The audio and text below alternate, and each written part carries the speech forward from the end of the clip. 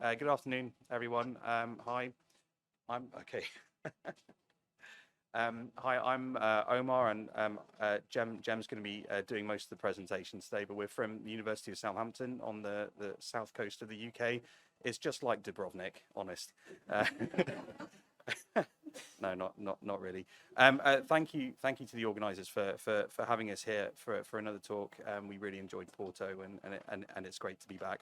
So what we want to talk about today kind of follows on from the presentation that we gave last year, breaking free from the HR organisational chart, and we honestly should have had some like Queen music to go along with that, but we didn't want to risk it.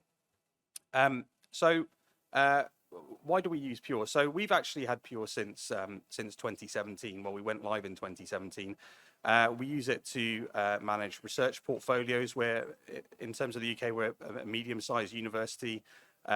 We have around just over 6,000 staff. We have around 24,000 undergraduate students. And in Pure, we're nudging 200,000 research outputs. And we have a bunch of awards, activities, prizes, and press media records as well. And of course, the idea here is that we have all this information that's entered once into a single system and then can be used as many times as we want for whatever we want within reason. And we can build rich data sets with linkages, and it all makes sense and it's all great. So that's the dream. And I have to say it's all working out really, really well. So I just wanted to give you a quick visual representation of what this looks like. So in terms of the data coming into Pure, of course, we've got the manually entered data. We've got data coming in from HR, and we'll come on to that a bit later. We've got PGR and supervision data coming in from Banner, and finance data coming in from Aggresso. But more importantly, what are we getting out of Pure? Well, it turns out we get out a hell of a lot. So we use ePrints as our institutional repository. We've got the sync to ORCID. We do have a Pure portal, but we use that internally for collaboration and discovery. We also synchronize out to our university web pages, all of our staff profile pages, and all pages are populated with data from Pure. And of course, we used Pure for our submission to Ref 2021, and we'll be using it again for Ref 2028.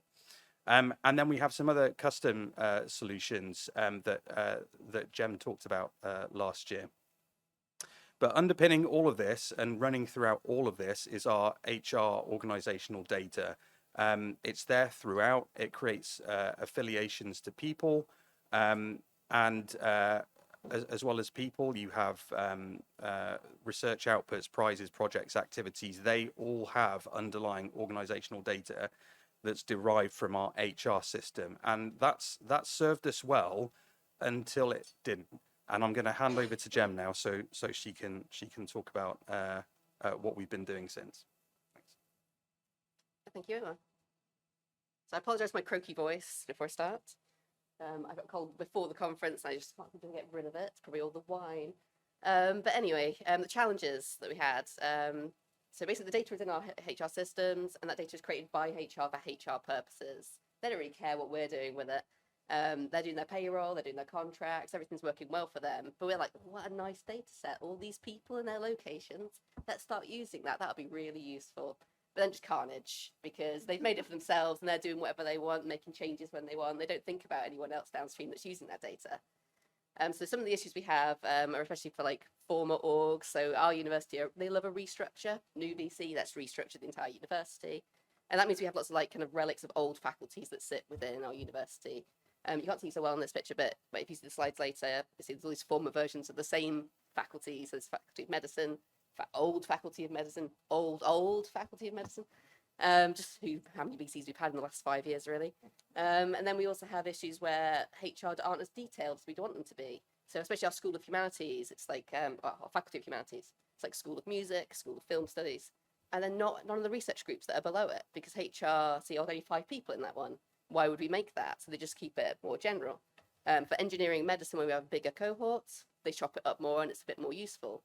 But it's not great when you're trying to like go, well, what are the research groups that are in our faculty? It's no use for us. We're like, well, that's no good. What can we do? So our needs for our organisation data is we want to report on it. We want to be able to, someone asks us, what do we do in these research groups in our School of Music? We can't tell them at the minute. All we can do is give them the entire School of Music and they've got to pick through it. It's not ideal. We also want to convey research narratives. Again, it's too global. It's not fine-grained enough. It's no good for tracking outcomes unless you're like doing it in a very global way. So there's all these things we want to do that we're kind of there, as Omar says, we're kind of there with it, but it's just not good enough. It's just not granular enough. And also, every time HR decide to change something, they don't tend to give us a lot of notice, and everything's just a big mess. So what do we do? So what we had before was we had this one-on-one relationship. So you had a person, their contract was in a school or in a research group if it existed. But we all have disciplinary colleagues and they want to be, oh, I'm half health sciences and I'm half medicine, but you just got their contract in one location because that's who pays them. And no one else seems to care about that because as long as they're paid, it doesn't really matter, the money's there. But we want to know that fine-grained information. We want to know who's interdisciplinary. But with the current org data, we can't know that. So we want to have each person's listed against all of their research areas in as fine-grained detail as what we can possibly get and make use of. And at the minute, it's just not good enough.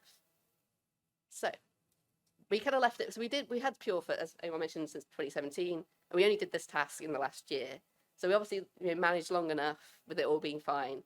But then the university web pages decided to be remade, and suddenly all the things that used to be done manually, we want to kind of modernize. We want to have everything data driven, and that's just not possible if you haven't got the data.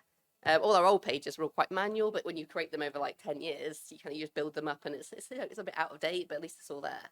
But our new ones, we want to make sure that we can actually keep them up to date without someone having to sit manually changing them all the time. So it's like, well, we can data drive this from Pure, fantastic. But we're missing loads of pages, so that was no good. So we thought, right, well, let's do an exercise and see what we can do with this. So sorry, I got a bit of a movable table there. But our HR orgs, we know those, but then we're like, well, what is missing? We don't even know. So we've got this university, we're quite established.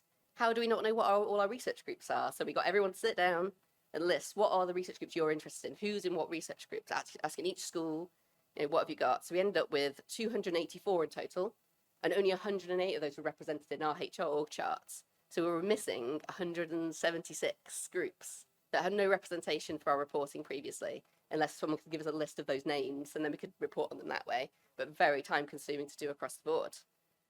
So we just did this in Excel, which is always fun for everybody. But we just had the faculties, they went through, they listed all the groups, then we tried to map them, the last few columns there, with the org ID from Pure if it existed. So that we actually, well, I can't be nice about this. So we actually stole this idea, it's not our idea, so this is really Manchester's talk, so we'll just change that, lovely. So Manchester, I think if anyone went to Manchester talk yesterday morning, they basically did this and they've got their kind of research beacons, but they have a much smaller subset than we do. We do it crazy. And we put all of our, however many, 200 and something in there. So that's worked really well for us. So we set up that classification scheme in the keywords. If you set one up from scratch at the beginning, you could import from Excel documents. If you're adding to one, you're going to have a boring day, just adding all those extra ones in there by hand. But if you're setting one up from scratch, lovely. And then we're like, how should we go about populating this data? So we've got the data from the orgs that do match, the 108 matched.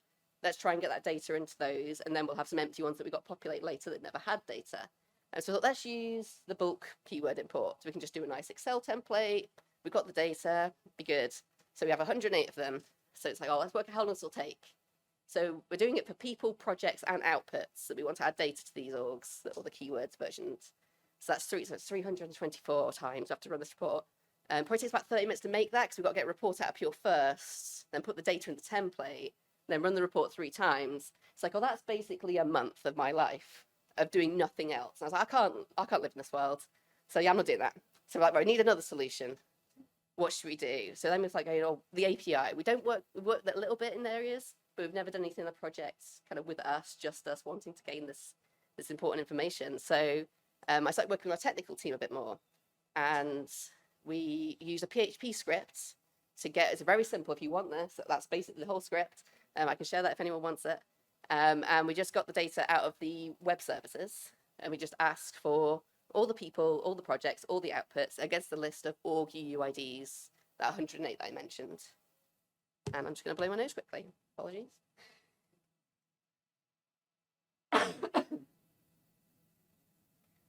That's nice. That's on film for me. Lovely. So yeah, we got the CSV script and it just spat out a bunch of CSV files that are all ready. And it's just, this is all the data attached to these 108 orgs. So like, well, that's lovely. We've got all this. Now we need to get it back attached to those keywords, but not doing the bulk upload Excel template because it'll be here for half of my life. So then we went to the pure API because with the right API, we hadn't played around with it yet. So we thought this is a good opportunity to learn a new skill. It was kind of beyond my technical skills, and also it was a very tight time frame to do this project. So I was like, much thanks to Pete, who's in our technical team, and he basically wrote me a tool in C# that can I can put in just a CSV file with the output ID or the person ID or the project ID, and then the keywords URI, just similar to the bulk upload template really, and then just press run on the command line of the tool. And off it goes, and it just generates it all, and it adds them all up in there. And the great thing about this is if I made a mistake, the tool could also remove keywords, which was great for me because I make a lot of mistakes when I'm going through 108 times 3 of all this data. But it worked really well. But we were only on 5.22 at the time, and the right API for that version only covers people and research outputs and not projects. So we had to use the bulk upload tool for that. But it went really well. And like I say, we could only add and replace with this bulk upload tool, which is okay as long as you don't add anything by accident. So it's all great, isn't it? And then what would we do with the rest of those keywords? So we had all these blank ones. We've got 108 with data now, so that's really good. We're populating our web pages with that, looking fantastic. But then we had to go through all this other stuff we've never had data for. So unfortunately, the poor faculties had to help us populate that data. But actually, it's gone really well, and we're basically 100%, well, probably like 99% of the way there with populating that data. And we trained everybody up, we did some videos, because keyword tagging is so easy. Like, no one can get it wrong, really. You can just go, well, you just tick from this list on this keyword section, you can go in and do it.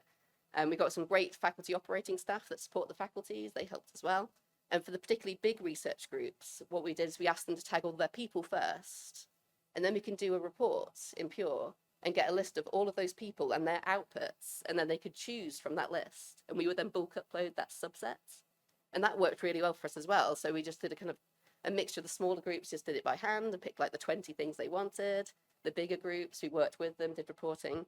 But it really was quite low effort for such a big gain. And now we've got all this valuable data we did not have before. And we started this around January, and probably by April, we were quite other way there. And we're just waiting for people to tag those manual bits and like have conversations with the faculties and the groups to pick like which of the 20 outputs did they want of the 10,000 they could choose from. But it did work really well, and just having a couple of extra videos and some PDFs, and we've had no issues with it. So it went really well. But we did have some issues. One is that as I mentioned, the API bulk upload, the keywords bulk upload for 5.22 didn't have a way of deleting anything. And that's fine, isn't it, if you don't make any mistakes. I made mistakes because I'm just a liability in these situations. So I sleepily added, about kind of 500 connections I shouldn't have had, and I spent 2 hours sleepily detagging it. We did think that maybe we could do a workaround and make a new keyword called like null, and then we could like bulk change those to be like this null. We thought, people are just gonna be confused just because of my stupid mistake, so I'll just spend the boring 2 hours doing it. But there is it's one of those things, isn't it? You just kind of put the effort in. Sometimes it's worth it. But the only other issue is what is that?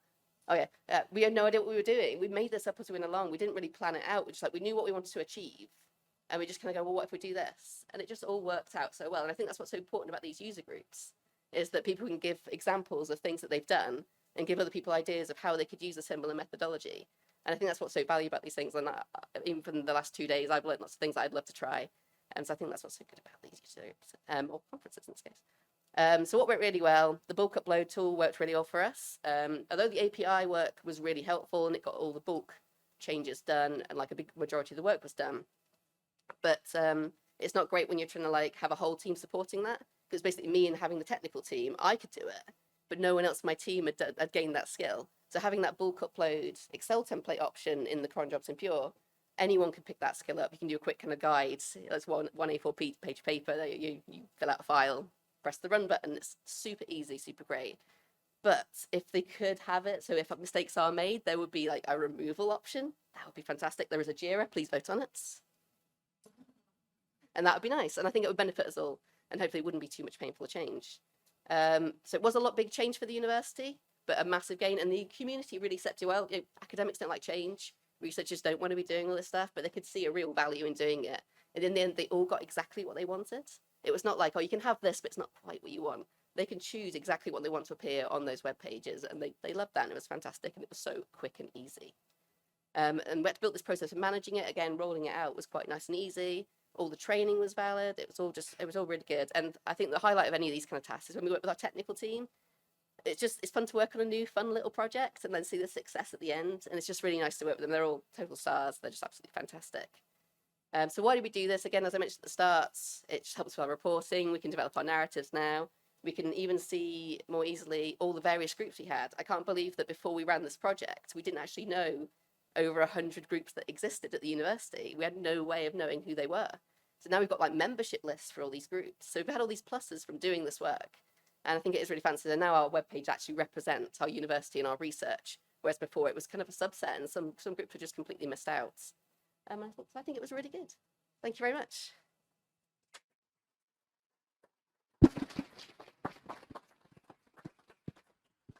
Thank you, Gemma and Omar. Surely there's a lot of questions. One over here. I'll go back to my corner. Hi, Chris Williams from the London School of Economics. My question really is just about, now that you've got all the recognised groups and the like, what's the process for maintaining those lists going forward, and how that would play out really? Yeah, that was on one of my slides, but I just forgot to mention it. Yeah, we have a process. It's the one without all the colours at the bottom. I just didn't go into. So we have, it's not very good at the minute, but we have like a master Excel document that has all the things on. It's not the greatest format to store something in. We're going to investigate better options out in the future, but basically it's just a giant Excel document that's locked down to everyone else except us.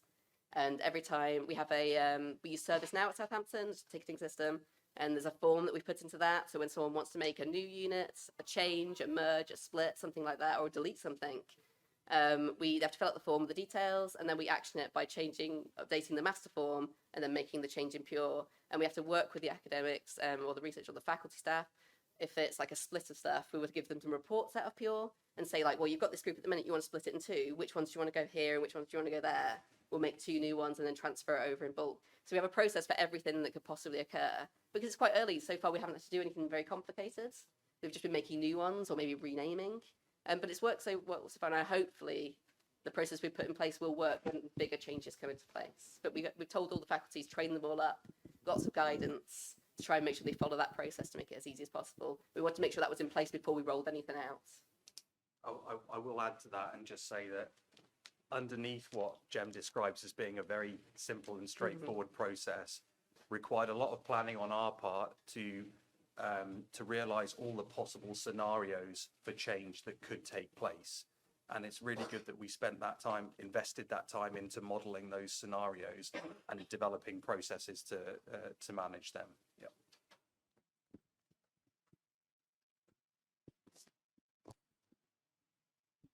Thank you. So in terms of updating new content, so when a new publication is published, is it up to academics to add that keyword?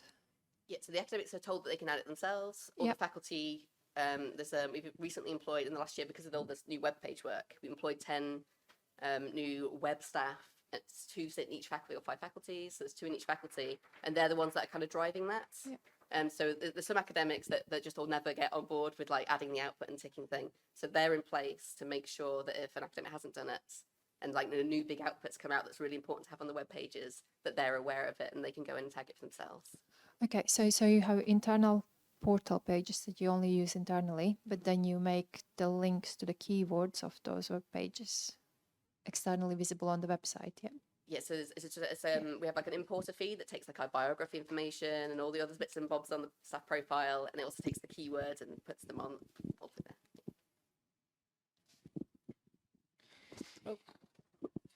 Just to confirm if I understood well, you can have one researcher in different research groups, right? Yes. Correct. Then it is possible, because it happened to us, that you have like 8 people and they have like 3 different groups, but they are mainly the same people and just adding different persons. You have that? Yeah, pretty much. Okay. And what is the process of registering a new group? So Yeah, for adding a person to a new group, Or adding a already new exists, or group. brand new, that's through the form that we have in our ticketing system. Okay. You can request a new group there, and they have to come through. So an academic can't be like, I want a new group. It has to come through from one of the web team, who will already spoken to them, so they've already pre-vetted it. So we know that it's the reason for making it, and it can't just be Professor X wants a group to sit in on his own. It has to be vetted through the faculty, and those web team, they work with our associate deans of research. So they plan out the strategy for making things. So no one can create anything that's pointless. It's all useful. And what happened with the outputs? The outputs are linked to the persons or to the group? Or So to we both still groups? have all our org structure that still exists, and that still automatically gets populated. So if an author is in a school, the outputs still get tagged as the orgs. But the keywords are solely for the web pages. So you get tagged with a keyword if you want someone to be on a web page. So it's a subset of the most important information. But likely a full membership list, but not every output, because you don't always want 10,000 outputs on your web page. Yeah, just a short question, Søren from Aalborg University. So we have the same issue at our university where we have a discrepancy between how HR sees the organization and how it's actually organized in terms of research. Can you elaborate on why you've chosen to go with keywords instead of creating them as organizations in Pure? Another thing I meant to say, and I didn't. Yeah, another thing I meant to say, and I didn't. So we did have a process for the last like 5 or 6 years for manually creating orgs for like small people that request it. So we did have like kind of like 100 of those that we built up over time. But when we started to do it in bulk, in the way we were adding like over 100, the idea of managing an entire HR structure on top of your HR structure is the work that can't happen, because you can create the org, but then you have to add someone's org affiliation, and then you have to give a start date and an end date. It suddenly uses a lot more complicated data, and you have to have like what their post title is as a mandatory field. And it wasn't going to work on the scale that we were going for. And the keywords, you just tag someone with a keyword. You haven't got to worry about dates. You haven't got to worry about who they are. You can just go, this person, they're in this group, and they're going to appear on that web page now. And that was nice and easy. So there was no way with the amount of things that we had to add that we could manage it through the orgs. And I'll just follow up on that, and just to talk to the power of the user groups and the Pure user community. If it wasn't for the UK user group, we wouldn't have been inspired to go down the keyword group, not only for finding a solution, but also learning from the pain of others and avoiding mistakes. And the level of advice we got from these other institutions is fantastic. And honestly, you don't see this anywhere else.